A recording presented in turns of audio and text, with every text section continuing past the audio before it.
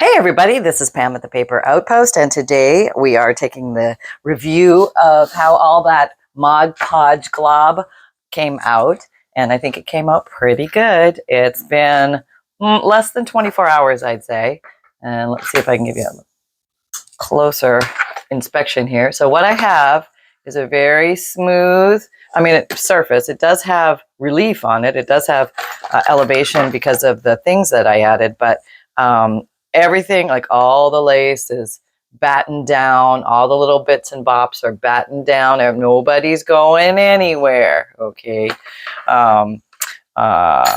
So that's a good thing. I'm feeling very good about that. Okay, so I like the way this spine came out, and I think I want to preserve that spine. I could punch right through the spine, but I think I'll do a hidden spine with this particular journal, and the back feels nice and smooth. There is a glossy finish because I used Mod Podge.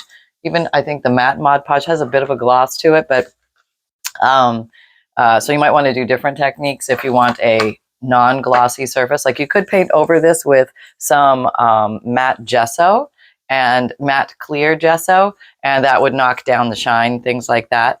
And but I like the shine. It actually looks like enameled glass or something. I think it looks pretty cool.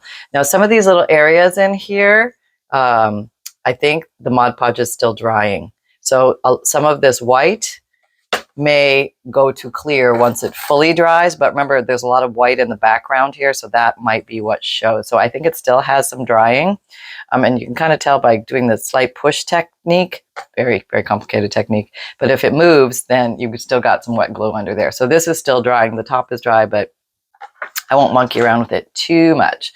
Okay, so let me just crank up a little bit. Okay, and amazingly enough, I didn't do too bad on the inside. I really thought I had gotten all sorts of paint and stuff. There's a little bit here, here, here, and here, because I'm a messy crafter. But I think I salvaged these, and I can probably sand these off or cover them with some embellishments or some inking.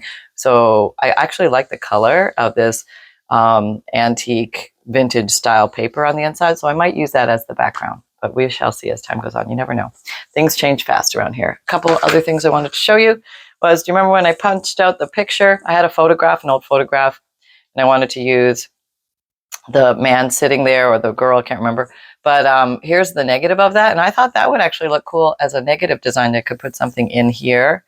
And, so if you ever wanted to use your paper punches for popping things out of old pictures, you can do that. And then you get two pieces. You get the positive and the negative to use in your crafting. Okay, so I know some of you are saying, I would never punch my old pictures, and that's okay. But I'm not personally bonded to these people on these pictures because I don't know them. And I've got lots of them. So these are from May 1962. So it's okay for my heart. It's all right. Now, if it was, grandma or something, I probably wouldn't use the original. So there you go. All right, so I'm just going to build a hidden spine, and basically what I do is I'm going to take a strip of chipboard or cardboard or something that's got some stiffness to it. I'm going to measure in here what would fit. Okay, I'm going to go down about 1/4 of an inch, and here, and then maybe to here. So let's try that. This is me trying to minimize measuring. I'm going to use my craft mat to assist. Move it up here, maybe. All right. I'm going to put that dot on a line, but keep it flush across the top. That way I should end up with a straight piece when I cut down. So this line is here. Okay, I can see the line extending here. Grabbing the ruler under all this stuff. Okay. And putting it here about halfway across the dots, and that should put you right on the line. There's always on the line, to the right of the line, and to the left of the line, and that makes a big difference when the millimeters matter in life. So just be wary of that. And I'm taking my craft knife. That looks fatter at the bottom for some reason.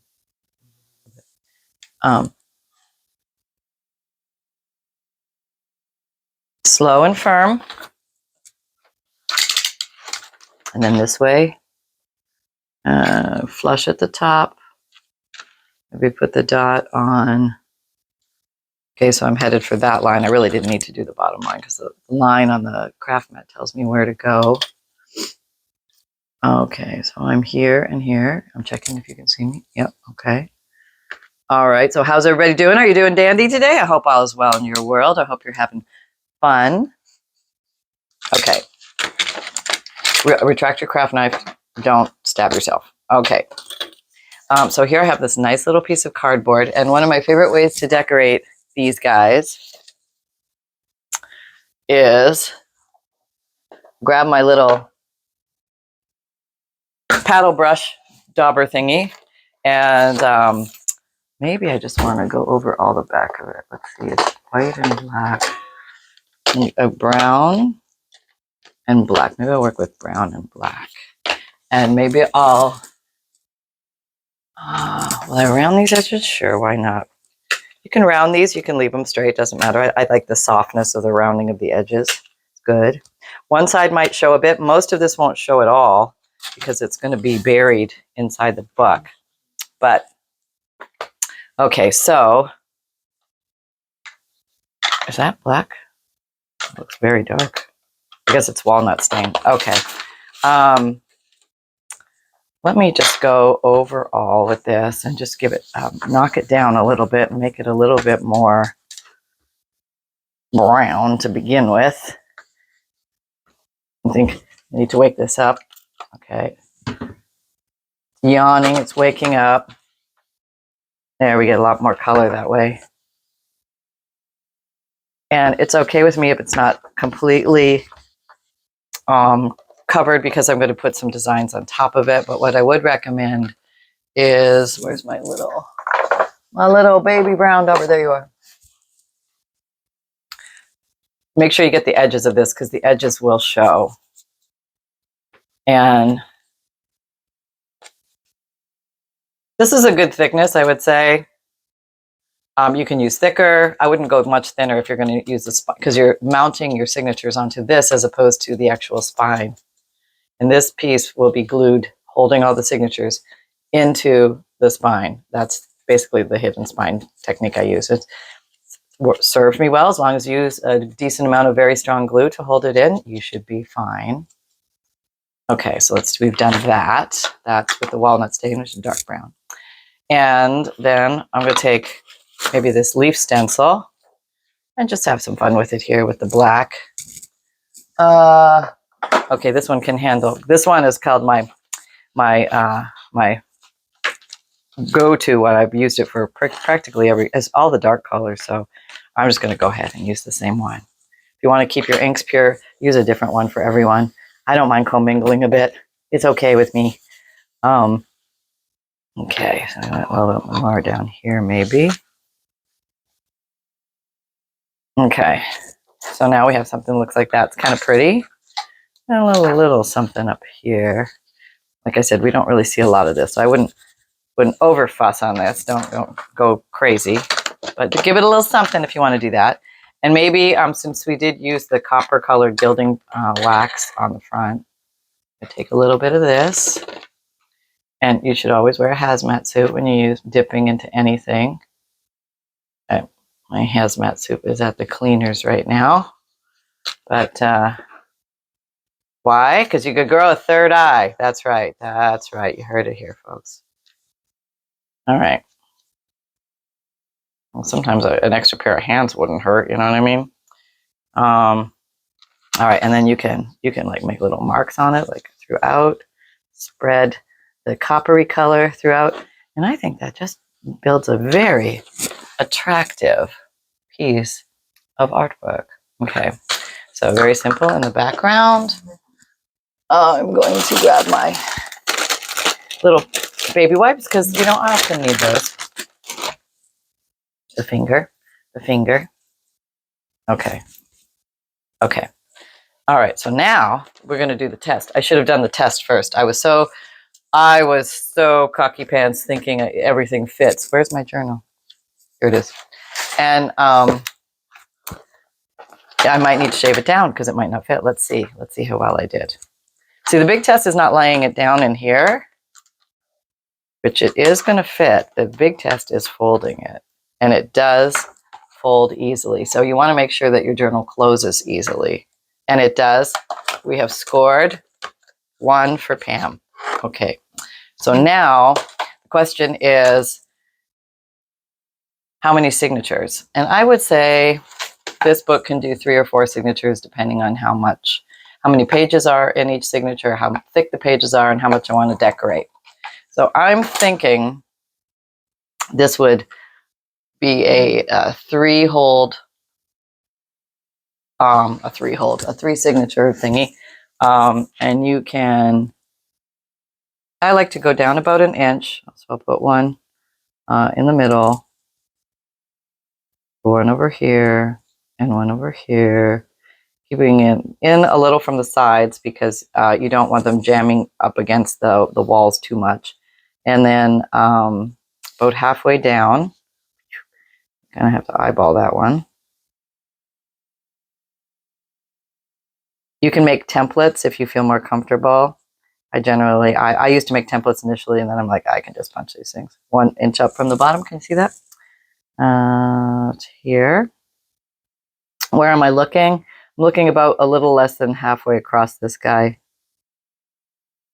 And there we go. Now, I would recommend maybe, this is my top because my leaf is pointed up. Somehow that you know your orientation, it's important. So that's the pointed leaf up. This is a laying down leaf instead of writing a T or something there.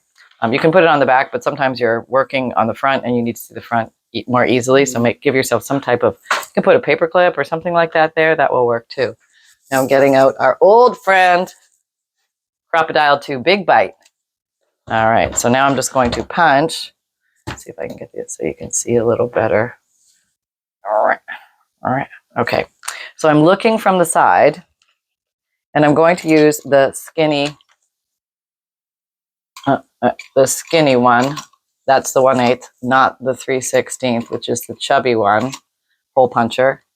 And these are selected at the top. So go for what did I say? I'm going for the 1/8. That's the one I want. Not the 3. Did I say 3/16? Not that one. I want to go for the 1/8. Okay, so now I'm putting this on the side, and I'm just making sure right over the hole, right over the dot, and punch. And punch. And punch. And then here we're going to punch. And punch. And punch. Okay, almost a little off. That's okay. And then we're going to turn this around. Punch. A little off you can still work with. A lot off you have to repunch or remake the thing or that type of thing. So I think that's going to be okay. I might make that one just a little bit further. I'm going to make it a smidge bigger, but more in the right place. Okay, so those are my holes. Okay, not perfect, but not bad in the grand scheme of things.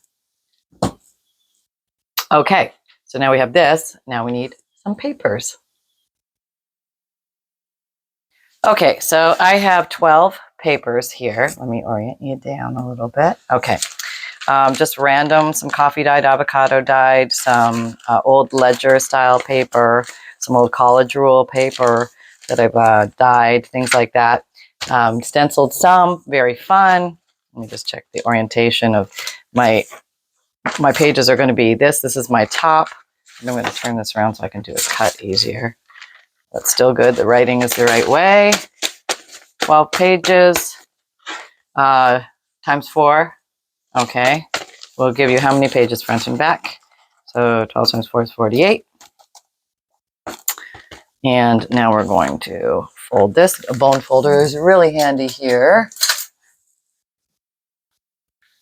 And now we're going to do a little trimming, but I'm going to do all the trimming at the same time so all the pages come out the same. So here's one signature.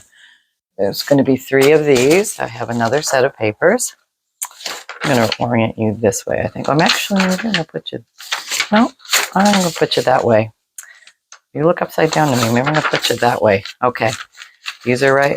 This one, I think I'm going to flip over. So I have that little nub at the top so it's easier to cut off. I could even leave it there. It's kind of cute. Don't always have to remove nubs. No. Okay. think somebody gave me this paper. It's really pretty. Thank you. Okay. There we go. Initial fold, final creasing with the bone folder. It gives such a nice crease. If you don't have one, I highly recommend getting one. You can buy them on eBay, Amazon, all that kind of stuff.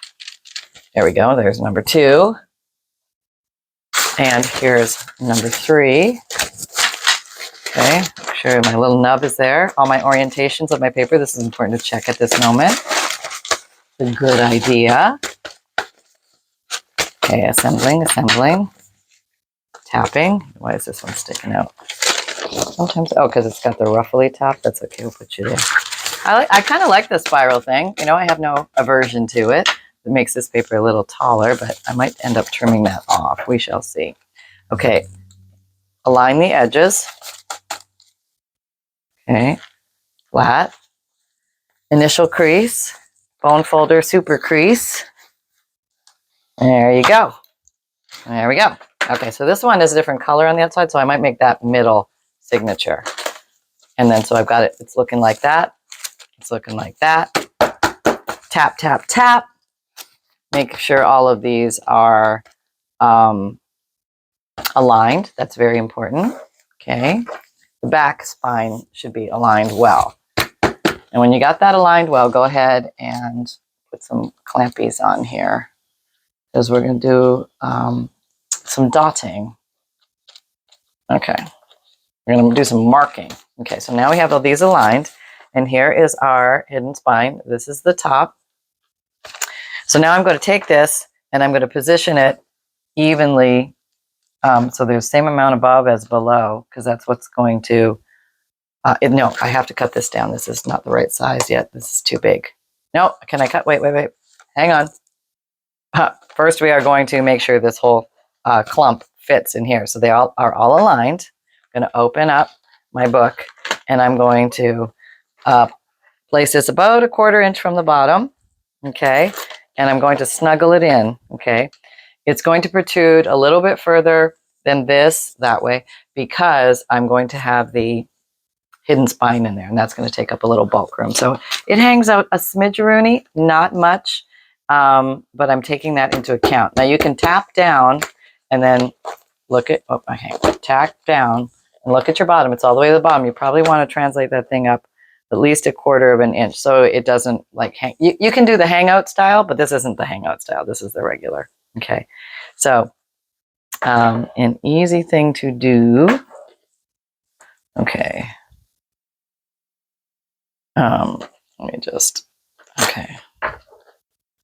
So about 1/4 inch up, and then you can do this a couple ways, but I'm going to look like 1/4 inch in here, make a little mark. Okay.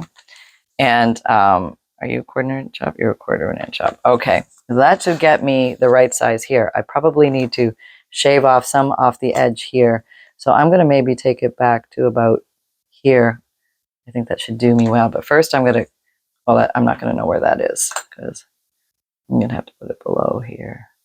Okay, maybe even a little over there. Okay.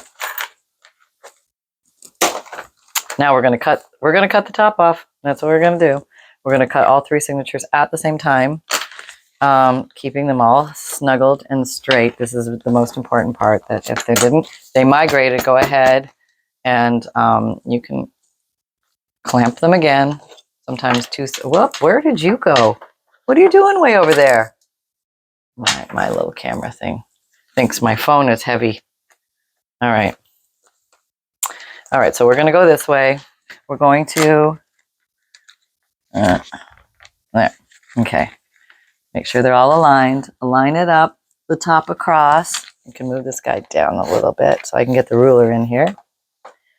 And my ruler is that my ruler? No. Where's the ruler? Now it can't have gone far. It was right here. There it is. And here we go. And somebody asked me if I have ADHD. Maybe. You never know. Okay, so we're doing that. We're making sure that dot is there, aligning with about the same width there. We're holding down firmly using craft knife.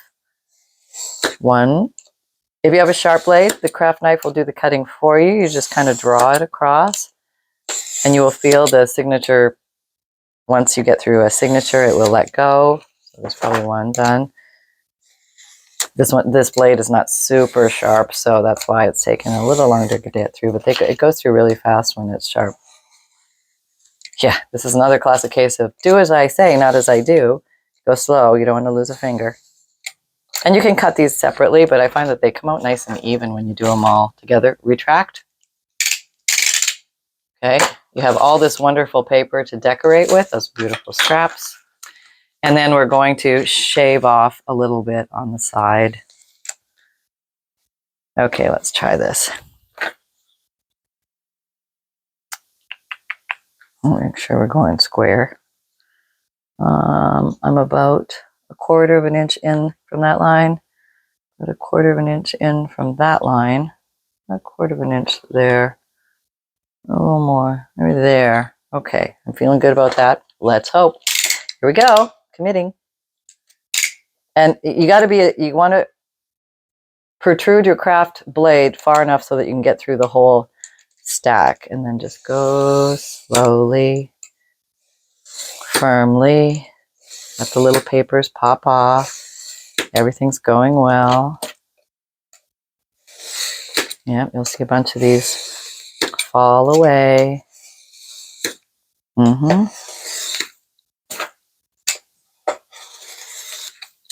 There you go. All right, a few more of those over there. Everybody, are you making a book today? Today's a great day to make a book.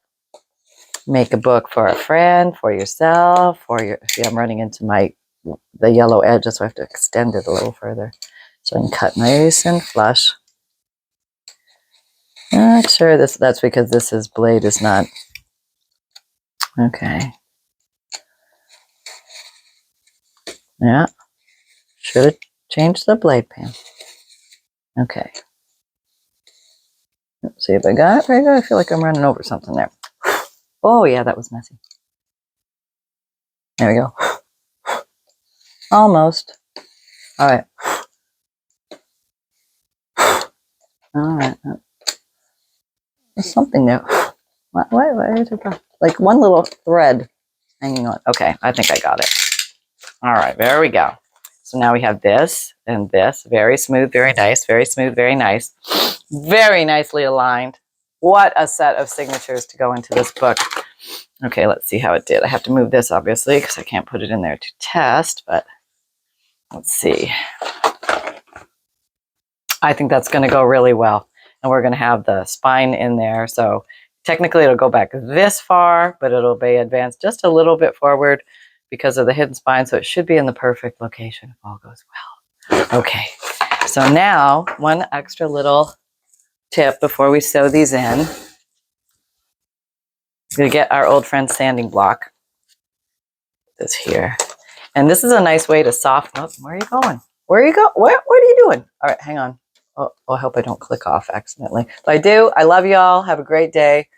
I'm still here. We're still here. Okay, apparently I'm okay. Okay, all right. All right, we're all right. Take this and I sand these lightly.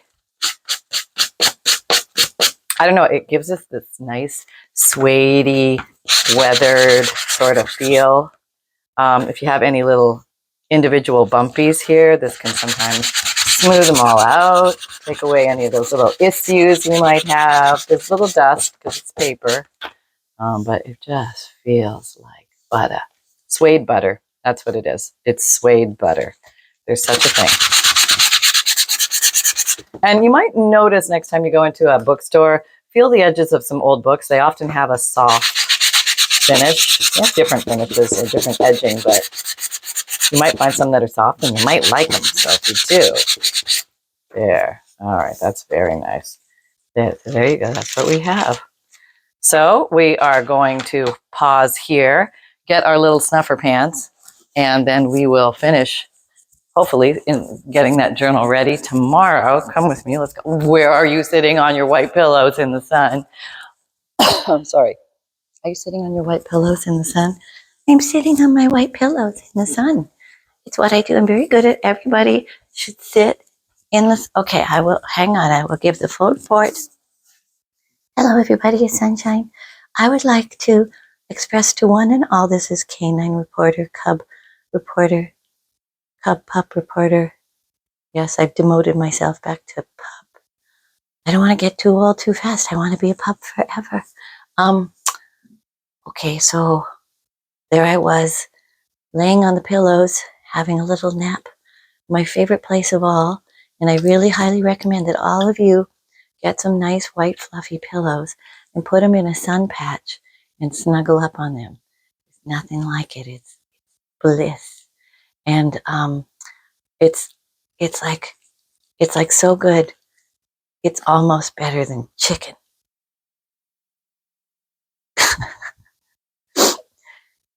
And almost better than what? You got something on your face. What's that? I put it there. It's there for no. I like. Don't take it away, Mom. Please leave it alone. Leave it alone. I can't. It's like a thing. Okay, did I get it? I don't know. You're not camera ready. What happened? I escaped and I snacked. Apparently I'm still extremely sleepy, but I will pull myself together for the pup date. So get out your white fluffy pillows and nap on them. That is my message to all today. I love you all. Happy crafting. Carry on. Sunshine out. Okay, thank you, Sunshine.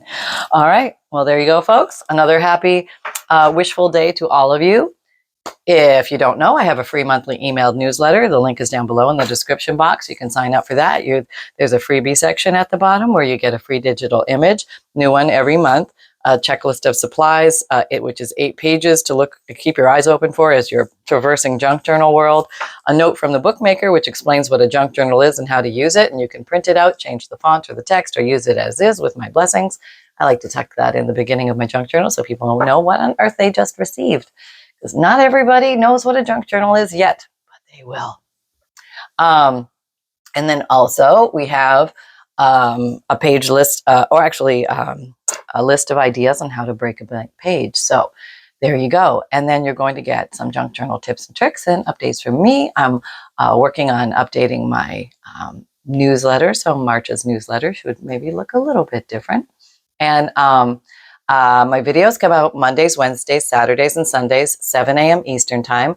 My podcasts come out Tuesdays and Thursdays, new audio material. You can listen to them on any podcast platform that you have. But if you have Spotify, you can also watch video podcasts any day you like. And those go up every day. And also I have an Etsy shop where you can find journals and bundles and kits and fundles when available. I also make Digikits, which are printable downloads.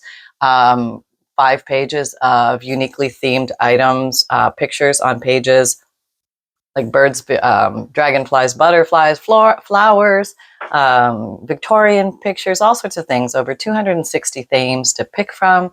The Paper Outpost shop on Etsy. And the link is also down below. What else can I tell you? If you like the idea of the Digikits, but you don't have a printer or don't like to print, I offer a print and mail service. So all you do is buy the print and mail option and then send me the list. Just type it out in an email or through Etsy message. I only need the first 2 or 3 words and I'll know which one you're talking about. And then I will print those out. You'll get 50 printed pages on nice lightweight cardstock that you can easily cut out and use in your junk journals. And also they're great for pockets and tucks and journal cards and belly bands and things like that. I also have an Etsy shop. No, I said that. I have an Amazon shop. If you see things I use here, I try and put links to these items so you can find them. You don't pay more for using my links, but this does help my shop. So thank you very much for your support. I also have a t-shirt shop. If you like the phrase create with reckless abandon, or everything is a craft supply until proven otherwise, you can get that on a t-shirt, a sweatshirt, a zip hoodie, a mug, a tote, or a water bottle. And you can find me on Instagram, Pinterest, Twitter, LinkedIn, Facebook, and Facebook group. Come and join our Facebook group. There's over 20,000 members already. We're doing weekly and monthly challenges, as well as seeing what you guys make from these videos. And thanks very much to our admin and mods for keeping it a safe, happy, healthy, and focused place. And most of all, remember that fun truly can be simple, and create with reckless abandon, everybody. I'll see you next time. Bye-bye.